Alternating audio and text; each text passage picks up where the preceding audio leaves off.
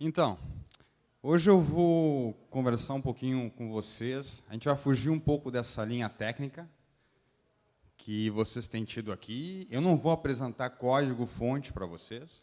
Eu vou falar um pouquinho de equívocos gerenciais. E para falar sobre isso, eu queria contar um pouquinho da minha trajetória. Eu tive a oportunidade de viver um pouco essa vida de gestor. E durante essa vivência, eu busquei sempre fazer o melhor possível. Eu fui fazer um MBA para aprender, para entender melhor como é que o negócio funcionava. Quando eu tinha muitas iniciativas na minha empresa, eu fui lá e estudei gestão de projetos para ver como é que eu fazia para gerenciar essas iniciativas. Em organizações que eu trabalhei, eu me preocupei de levar elas para o... Alguém já ouviu falar aqui de TQM ou PGQP? Enfim, gestão pela qualidade total, tentar evoluir, melhorar os processos. Eu confesso para vocês que eu nunca fiquei muito satisfeito com relação ao impacto que essas práticas tinham no crescimento dos times com os quais eu trabalhava. Nos últimos anos, eu comecei a entrar em contato com uma série de autores que apresentam metáforas novas, formas novas de a gente enxergar as organizações e a gestão. Isso, para mim, foi como um aha moment, uma descoberta que mudou completamente a forma como eu trabalhava. Desde então, eu tenho me esforçado em passar isso adiante. E aqui a ideia é apresentar um pouquinho para vocês os equívocos que muitas vezes nós vemos no dia a dia de organizações. E, no final, eu quero falar um pouquinho para vocês de alguns modelos de gestão e de visualização da gestão que estão aí para tentar quebrar essa forma tradicional de gerenciar as empresas. Então, vamos aos equívocos. Uma perguntinha antes aqui. Alguém é gerente? Alguém é gerente, gestor? Um gestor. Quem é que trabalha em organizações que dependem de profissionais do conhecimento aqui? Quem não é gerente e não trabalha em organização que depende de profissional do conhecimento, levanta a mão aí. 2 pessoas. Talvez essa palestra não ajude muito a vocês, né? Na verdade, o que eu vou falar agora tem foco em profissionais do conhecimento, mas podem ver que a maior parte das empresas, elas dependem de profissionais do conhecimento. E o primeiro equívoco que a gente costuma ver é gerentes ou gestores assumindo que as coisas elas se comportam de forma linear. Alguma coisa está errado e rapidamente a gente consegue encontrar o culpado. Rafael Moura, não foi? Não foi no jogo do Inter lá, não foi ele que errou o gol? Não foi? A culpa é dele. Isso acontece diariamente, a gente sempre tem um culpado. É o gerente que não se esforçou, por isso o projeto foi para o brejo. É o desenvolvedor aquele que não fez o trabalho direito, por isso que a gente está com baixa qualidade. A essa situação, o Geraldo Weinberg costuma chamar de falácia causal. É de ver o mundo com uma série de eventos simples, com causas simples e efeitos simples. Mas a vida real não é assim. E mais que isso, dificilmente na vida real, na prática, a gente vê uma linearidade entre causa e efeito. Vamos um exemplo, por exemplo. Vou dar um exemplo para vocês. Imaginem que vocês estão com sede, certo? Eu quero estudar a correlação entre beber água e prazer. Então, vocês estão com sede, eu dou um copo d'água para vocês. Vocês vão ter prazer ao beber o copo d'água. Então, a água vai causar prazer para vocês. Agora, se eu der para vocês 10 engradados d'água, vocês vão ter o mesmo prazer? Não. Não é linear. As coisas não se comportam de uma forma linear. E um micro-universo, que a gente costuma ver isso nas organizações, é o call center. No call center, os gestores costumam tratar e estabelecer políticas como se as coisas se comportassem de forma linear. Então, se eu coloco num call center ativo que faz venda e começa a comissionar o pessoal e o pessoal está vendendo, então, se eu quero vender mais, eu vou ter uma política agressiva de comissionamento. eu vou fazer com que a maior parte do salário do operador de call center seja variável. Isso aconteceu de fato. Uma organização pegou e transformou a maior parte do salário do operador de call center em variável. E o que aconteceu? No começo as vendas subiram e depois a receita líquida começou a cair. E o gerente, pô, mas o que está acontecendo aqui? E ele resolveu, então, se fazer passar por um operador de call center para tentar entender o que acontecia. Ele foi lá, sentou e trabalhou como operador de call center. Ele começou a fazer vendas ativas. E vendeu um, vendeu dois, e ele conseguia vender as coisas por um patamar muito inferior de desconto do que a empresa estava fazendo. E ele não conseguia entender. Como é que pode ser que eu aqui consigo fazer vendas dando um desconto menor e o restante do call center não consegue? E acontece que, depois de 1, 2 dias, ele começou a ver que os clientes deles cancelavam o pedido. Cancelavam a compra que eles tinham feito com ele. E ele achou muito estranho. Então começou a pesquisar o perfil histórico do comprador e vi que o comprador, depois de cancelar com ele, comprou de novo. Comprou de novo. Comprou de novo. E comprou de novo, o engraçado, que foi com um colega dele. O cara que está do lado dele. O que aconteceu? Quando o gerente fantasiado de operador se levantava para ir no banheiro, o colega pegava, ia ali no computador dele, olhava para quem ele tinha vendido, ligava para o cliente e falava, se você cancelar e comprar de mim, eu te dou um desconto a mais. Por quê, pessoal? A gente consegue prever esse tipo de comportamento não linear? Não, não conseguimos. Mas a gente trata as organizações, as políticas organizacionais, como se tudo ocorresse de uma forma linear. Esse é o primeiro equívoco. Vamos ao segundo equívoco. Ao de ver a organização como se fosse uma máquina. Uma máquina que a gente consegue programar, dizer para onde ela tem que ir. Mas cuidado, quando a gente olha uma empresa, um time, uma equipe, ela é um sistema adaptativo complexo. É um sistema porque ele é composto de partes, de pessoas que interagem, têm comportamentos complexos. E essas pessoas, elas se adaptam ao ambiente, na medida que interagem com eles. Do que a gente está falando? A gente está falando de um tipo de sistema que existe há muito tempo, como colmeias, formigas, o nosso cérebro. As formigas são seres vivos extremamente simples, com comportamento simples, mas, em conjunto, elas conseguem aquecer um formigueiro, elas conseguem estabelecer caminhos com os próprios corpos, sem um controle centralizado. O nosso cérebro, o neurônio é simples, e olhem o que emerge deles, a cognição, a gente não consegue explicar isso. Isso é um tipo de sistema complexo. E essa teoria da complexidade, ela tem ganhado muita força no ramo científico nas últimas décadas. Tem várias teorias e, em conjunto, elas nos ajudam a entender esse tipo de sistema. E quando a gente olha para como normalmente nós enxergamos, ou as metáforas que nós fazemos para as nossas organizações, normalmente nós vemos elas assim, ó. Um organograma bonitinho, né, onde tem um cara lá em cima, que é o cara que manda, e o resto segue as instruções de quem está mandando. Essa é a metáfora através da qual a gente gerencia. E, na prática, isso não é verdade. O gerente ele tá ou ali no meio, junto com o restante do time, ou, muitas vezes, ele faz parte do ambiente no qual o time trabalha. Ele é simplesmente uma pessoa com alguns poderes especiais. Ele pode se colocar em uma ou outra forma, dependendo do tipo de situação que o time está vivendo, ou o tipo de situação que ele está enfrentando. Conhecem essa figura aqui, Jack Welch? Esse cara foi um mestre em gerenciar organizações como máquinas. Ele estabeleceu como objetivo para a GE, lá na década de 80, de fazer com que a GE tivesse o retorno máximo para os acionistas. E o cara conseguiu, trimestre a trimestre, atingir as projeções que ele fazia em relação às ações da GE, uma vez atrás da outra, uma forma incrível, incrível.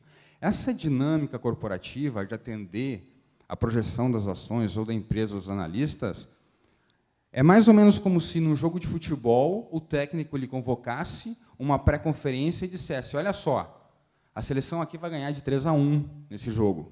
Beleza? Beleza. Aí acontece o jogo e a seleção ganha de 2-1. Acabou o jogo, ele tem que explicar por que não foi 3. Mais que isso, ele vai ter um salário reduzido na proporção da diferença do erro que ele fez. Mais que isso, ele vai ter que demitir pessoas e readequar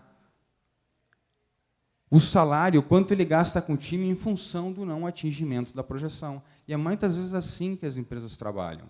Por isso que tem muita empresa hoje saindo da Bolsa de Valores, ou se recusando a sair da Bolsa de Valores. Uma empresa dizendo que não se sujeita a essa ditadura do acionista, porque o acionista não é o único interessado na empresa. A gente não pode esquecer disso. Mas muitas empresas ainda são gerenciadas como se o acionista fosse o único interessado. E dentro desse equívoco tem um modelo mental que é muito importante. Alguém já ouviu falar de McGregor aqui? Teoria X, teoria Y? Pouca gente. Vou fazer um exercício com vocês. Eu vou pedir que vocês arranquem um pedacinho de papel, 2 pedacinhos de papel, por favor. Pequenos, sim.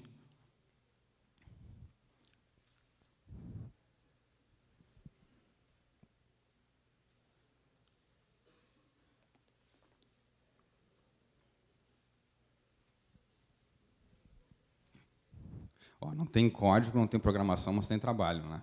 Acharam que ia ser moleza, né? Então, olha só, deixa eu explicar um pouquinho para vocês. Teoria X, está aqui escrito, rapidamente. O que é a teoria X, segundo McGregor? As pessoas elas não gostam de trabalhar. Elas têm que ser forçadas ou subornadas, incentivadas por dinheiro para trabalharem. Elas preferem ser direcionadas. Elas são motivadas, principalmente pelo dinheiro. E são pouco criativas, a não ser para contrariar as regras. Essa é a teoria X. Tranquilo? Teoria Y. Pessoas precisam trabalhar e querem se interessar pelo trabalho. É uma opção. O trabalho é uma opção que elas têm. Elas se autodirecionam. Elas vão buscar maior responsabilidade. As pessoas são motivadas pelo desejo de realizar o seu potencial e criatividade e genialidade estão presentes em todos. Ficou clara a diferença entre teoria X e teoria Y? Tranquilo? Agora eu quero que cada um de vocês pense e avalie se vocês mesmos são teoria X e teoria Y. E no primeiro papel vocês escrevam. Se vocês são X, escrevam X.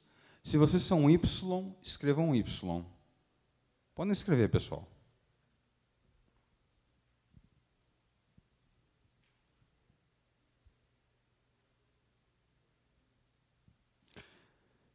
Agora, no segundo papel, eu quero que vocês pensem nas empresas que vocês trabalham. Se vocês trabalham em empresas muito grandes, pensem em todo mundo, né? Qual o percentual de pessoas que são X nas empresas que vocês trabalham ou em todos os projetos que vocês participaram? Pensem, estabelecem esse percentual.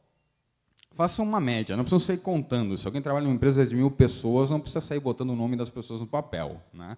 É só aproximadamente. Escrevam esse percentual na segunda folhinha ali, por favor.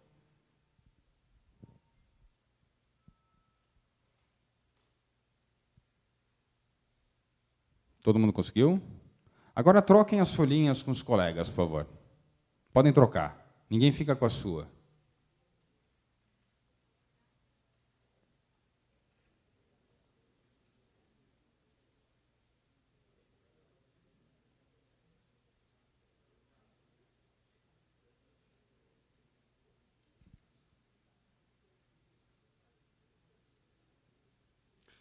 Ok, eu quero que levante a mão. Quem é que tem um X na mão aí?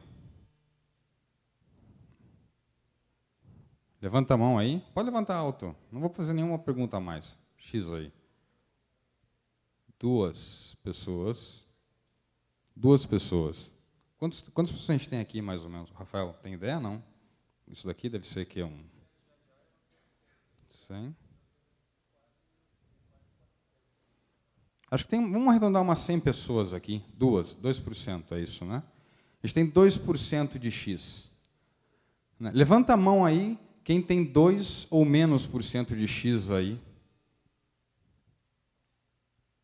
O que está acontecendo aí, pessoal? Todos têm mais de 2% de X? Como pode ser? Mas será que essa realidade aqui é diferente do que vocês vivem? Ah, mas se o cara vem no TDC é porque ele não é X, né? Quem vem no TDC é Y, né? Não é? Na minha empresa é diferente. Lá o pessoal é X, aqui não. Se o cara está buscando se atualizar, ele não é X, é Y. Esse experimento é feito em diversos, é sempre a mesma situação. E o que o McGregor diz? Galera, não existe X. O X está na nossa cabeça. Nós tratamos os outros como se fossem X. E dessa forma o X surge.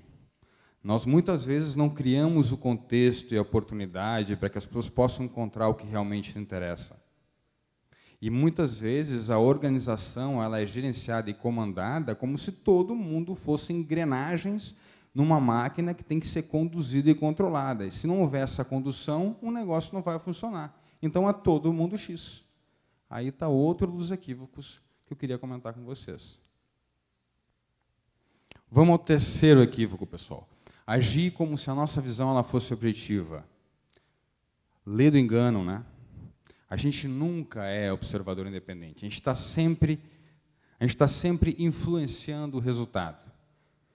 Seja quando a gente bota um termômetro para medir a temperatura, o termômetro está consumindo a temperatura do corpo para poder nos dar esse indicador.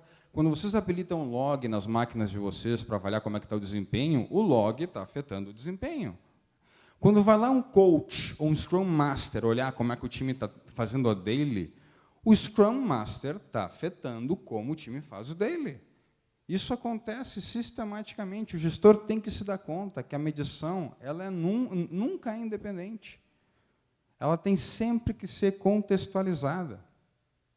O que acontece se a gente quiser que o time melhore a velocidade, a gente começa a medir isso e cobrar isso do time? O que vai acontecer? O que vai acontecer, pessoal? Vai melhorar. Óbvio que vai melhorar. Existem 2.000 formas de melhorar a velocidade. A começar estimando a mais. É só estimar mais, não é? Não é só aumentar a estimativa que aumenta a velocidade? Aumenta. Isso vai ter algum benefício para a empresa? Não. Mas vai lá o gerente falar para o time que nós precisamos ser mais produtivos. Então, vamos aumentar a velocidade. E agora eu vou ficar de olho nessa velocidade, acreditando que essa observação ela é independente. Vamos para o quarto equívoco. Acreditar que a auto-organização é boa. Essa daqui é boa, né? Porque auto-organização, né? Agora tudo é auto-organização. Times auto-organizáveis. Né? Galera, a auto-organização está aí há 14 bilhões de anos. Tudo que a gente não colocar nenhuma restrição vai se auto-organizar. O que é novo é o comando e controle, que tem 150 anos aí. Isso é novidade. A auto-organização não é novo. A grande dificuldade é conseguir conduzir um time, uma divisão, uma área, para uma auto-organização que adicione valor para todas as partes interessadas. Esse é o grande desafio. A máfia ela é auto-organizada. Ela se auto-organizou. É boa? Bom, para eles talvez, né? Para a gente não. Então, cuidado com essa questão da glorificar a auto-organização, e agora tudo auto-organizado. O equívoco número 5 que eu queria comentar é a questão dos riscos. Isso também a gente vê muito no dia a dia. E a gente desconsidera características fundamentais dos sistemas complexos. Porque sistemas complexos, na verdade, eles têm uma série de inter-relações, interdependências, está tudo interferindo com tudo. Isso a gente consegue constatar olhando para as interdependências que a gente conhece. E ainda existem aquelas que nós não conhecemos, que são os desconhecidos. Quando a gente fala de desconhecidos, a gente tem 2 tipos de desconhecidos. O primeiro dele é o conhecido desconhecido, é o coringa. Por que coringa? Porque coringa você sabe que está no baralho, mas não sabe quem vai receber. Algum momento vai aparecer. Está ali, mas a gente não sabe quando vai aparecer. E depois nós temos os desconhecidos desconhecidos, os black swans. São situações raras, de impacto extremo, que mudam tudo. E isso acontece o tempo todo. É cíclico, uma vez atrás da outra. Seja um atentado, seja a subida de um ditador, seja uma crise econômica. A gente continua gerenciando, achando que uma planilhinha de riscos lá vai conseguir mitigar todas as coisas que podem acontecer. E, na verdade, isso não é real. É muito pelo contrário. Quanto mais centralizador nós formos, e mais nós tentamos prever tudo, menos capaz a nossa organização vai ser de lidar com os riscos. Na medida que a gente não conhece uma série de coisas, elas impactam o nosso negócio. O que é melhor? Centralizar ou distribuir o controle? Essa é uma decisão, é uma linha que as organizações têm que se dar conta. Se a centralização fosse melhor, nós não tínhamos evoluído, os seres vivos não tinham evoluído para ser organismos distribuídos. Nós somos distribuídos. A distribuição, ela deixa as organizações menos frágeis e, muitas vezes, capazes de aproveitar essas oportunidades que são os imprevistos. O sexto equívoco, pessoal, é achar que o todo é igual à soma das partes. O que acontece? Sistemas complexos, eles têm uma propriedade muito importante, chamada emergência. O que significa emergência? Que tem comportamentos que a gente não consegue dizer que são responsabilidade de uma ou outra parte. Eles simplesmente acontecem. Por exemplo, inovação, a cultura organizacional. A gente não consegue dizer que, colocando esta pessoa e mais esta e fazendo essa prática, ou seguindo estas regras, o time vai ser inovador. Na verdade, as características emergentes, elas são imprevisíveis. Não adianta pegar e botar um time de bons jogadores que necessariamente esse time vai se transformar em campeão. Não existe essa regra. E daí está a dificuldade de lidar com sistemas complexos, nos quais a gente tem que experimentar, tem que sentir o que está acontecendo, e tem que avaliar, e tem que ir fazendo mudanças para conseguir levar a organização, o time, e ajudar o time a crescer. E nas nossas empresas, muitas vezes, a gente continua gerenciando como se o todo pudesse ser decomposto em partes ao extremo, e as partes somadas elas vão nos permitir chegar exatamente lá onde a gente está querendo no final, sem considerar essa questão da emergência. E a única coisa que a gente faz aqui é limitar a possibilidade da emergência, porque a gente limita a criatividade, limita a inovação, limita o potencial de aprendizado, ou torna ele muito caro e torna ele muito custoso. O equívoco 7, pessoal, é confundir complicado por complexo. Esse é o último aqui que eu quero citar para vocês. Qual a diferença, né, entre complicado e complexo? Quando a gente está falando de complicado, a gente está falando da dificuldade de entender alguma coisa. Então, uma estrutura ela pode ser complicada, de difícil entendimento, ou pode ser simples. Ela pode ser facilmente inteligível. Agora, quando a gente está falando de complexidade, a gente está falando de incerteza. Então, o sistema ele pode ser ordenado, totalmente previsível, complexo, com algum grau de imprevisibilidade, então, ou caótico, totalmente imprevisível. Então, notem, o complexo ele fica entre o ordenado e o caótico. Olhando para essas duas combinações, a gente pode ter diferentes categorias de sistema. A gente pode ter um sistema que é... Difícil vocês verem um ponto vermelho, né? Acho que consegue. Ó. Então, um sistema que ele é simples e ordenado, uma peça de roupa, ou pode ser complicado e ordenado, um relógio. Esse daqui é o contexto dos especialistas, né? Um negócio bem complicado e tal, tu chama o consultor para te dizer o que dá para fazer, por exemplo, para desmontar um relógio e voltar a montar ele. Aqui no meio, a gente tem os sistemas que são complexos, eles têm um grau de incerteza. Ele pode ser simples, como um time, ou pode ser complexo, como uma cidade, por exemplo, que tem um grau de imprevisibilidade.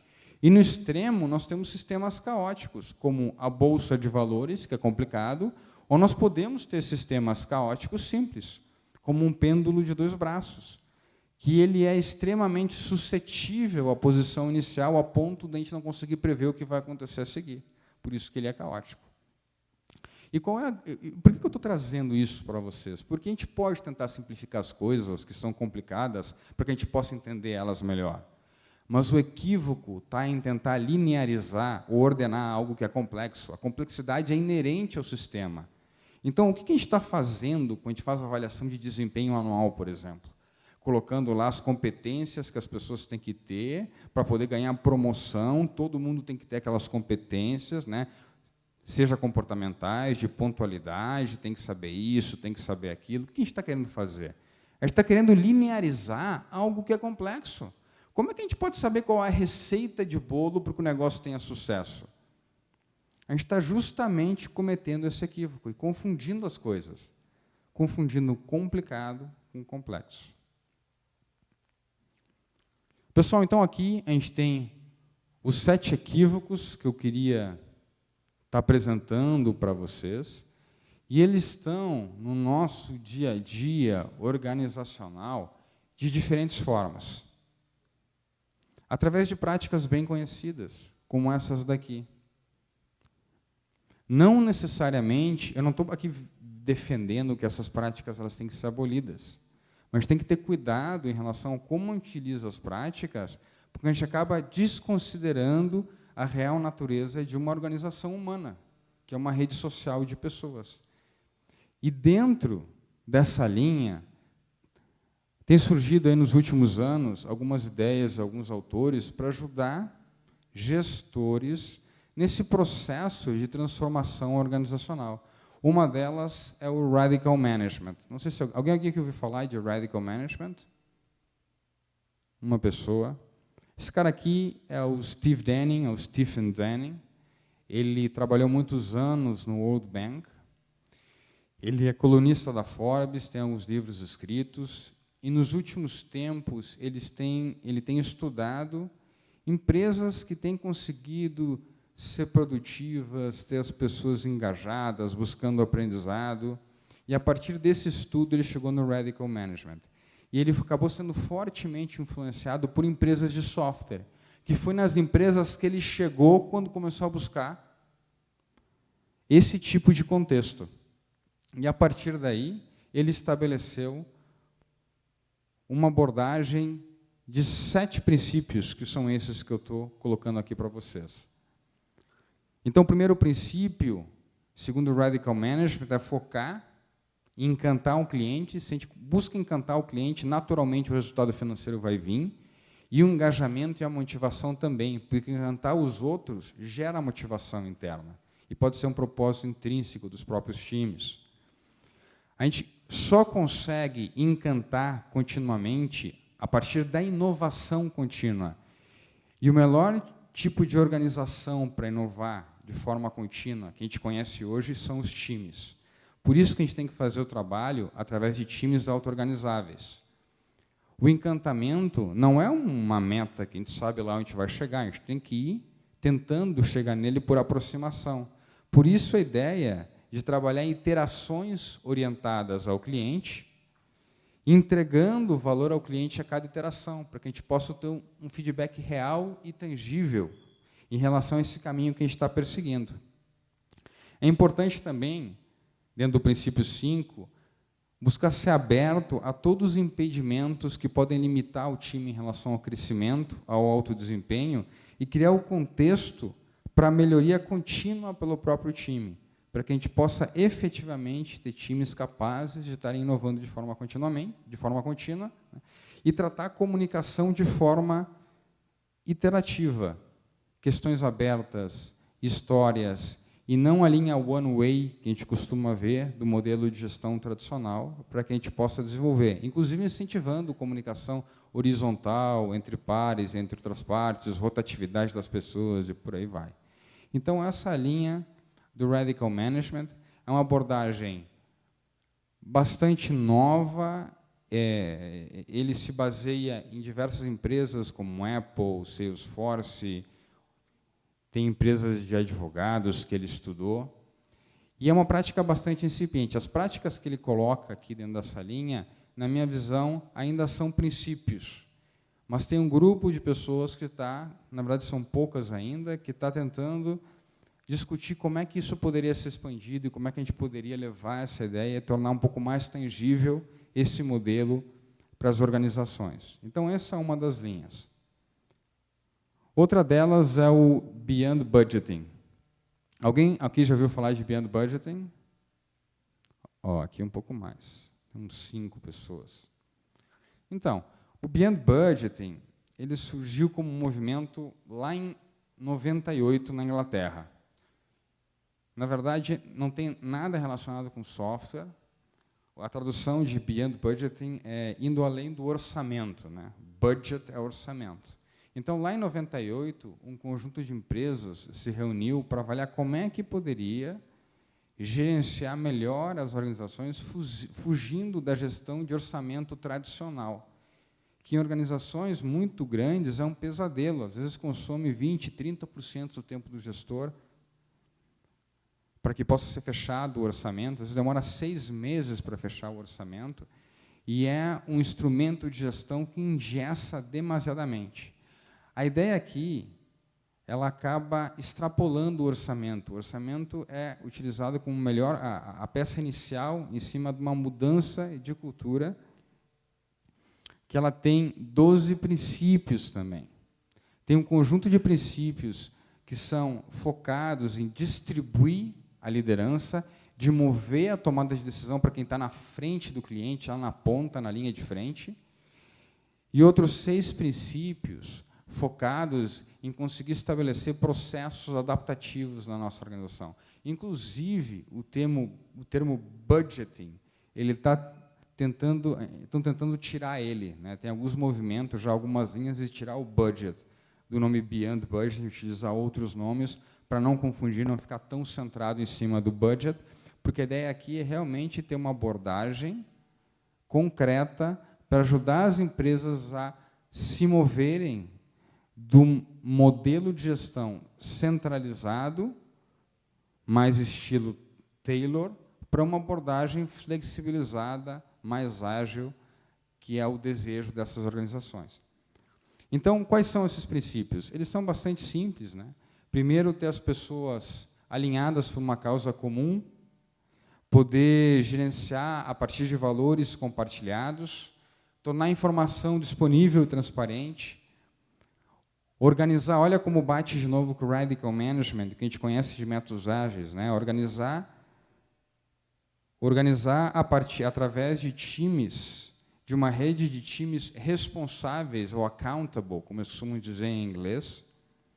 Confiar nos times para que eles possam regular o próprio desempenho e basear essa responsabilidade em mecanismos holísticos e não em métricas fixas, em contratos de gestão fixos. É interessante olhar para o outro lado, né? Que muitas vezes a gente se identifica quando olha para as nossas organizações, as organizações que a gente conhece. O que a gente não quer? A gente não quer um plano centralizado, a gente não quer regras e políticas detalhadas, a gente não quer restringir e controlar, a gente não quer microgerenciar, a gente não quer relações hierárquicas. Essa é a linha que é seguida pelo Beyond Budgeting para distribuir a liderança, promover uma liderança mais distribuída, e depois existem uma série de outros 6 princípios para promover processos adaptativos, que estão aí embaixo, que é justamente estabelecer objetivos dinâmicos, relativos, basear a recompensa nesse desempenho relativo. Então, por exemplo, em vez de estabelecer que eu tenho que alcançar determinado resultado financeiro, eu vou trabalhar e depois eu vou ser recompensado se o desempenho do meu negócio, da minha empresa, foi melhor que a concorrência. Porque o que aconteceu no nosso contexto afetou todo mundo que está no mercado. E eu não posso estar antecipando exatamente o que vai acontecer e está amarrado por essa meta fixa, que é geralmente como as empresas trabalham. Fazer do planejamento um processo inclusivo e contínuo, coordenar as interações de forma dinâmica, fazer os recursos disponíveis quando são necessários e basear o controle em ciclos de feedback curtos. Então, são mecanismos simples e princípios simples, e a ideia é que as organizações elas possam trabalhar de forma conjunta. Aqui, o que o pessoal do Beyond Budgeting diz é o seguinte: isso daqui não é um cardápio onde eu posso estar pegando um princípio só e tentando aplicar. Eu tenho que tentar evoluir isso de forma contínua. A partir da tentativa de adoção dessas práticas em conjunto, que eu vou conseguir quebrar o comando e controle. E o processo começa por uma revolução do pensamento das pessoas. Antes de sair mudando as práticas que existem nas nossas organizações, a gente tem que tentar mudar o mindset das pessoas e educar em relação a essa nova forma de trabalho. Depois é que nós vamos estar olhando para as práticas e aí evoluindo elas gradativamente, mas olhando todos os princípios em conjunto. Desde que o Beyond Budgeting foi estabelecido até agora, já existem mais de 150 empresas apoiadoras desse movimento. Tem empresas... Aqui software, ele é muito pouco influente. Eu estou falando de empresas na área financeira, na área química, empresas que faturam bilhões de dólares, né? Aqui a Rod, a Handelsbanken, a AES. Então, uma série de empresas que estão vinculadas com esse movimento aqui. E, por último, pessoal, nós temos o Management 3.0, que é uma iniciativa desse cara aqui, do Jürgen Apelo. Ele acabou chamando de Management 3.0 porque ele diz que o 1.0 é o modelo tradicional, o de Taylor e Fayol. O 2 são plugins que nós colocamos, como Balance Scorecard, TQM, teorias das restrições, mas que não mudam a nossa visão do modelo de gestão. E o 3 é olhar para a nossa organização como um sistema complexo, realmente, como uma rede de pessoas que estão se relacionando e não como um conjunto de engrenagens que tem que ser substituídas ou ajustadas para que o negócio funcione bem.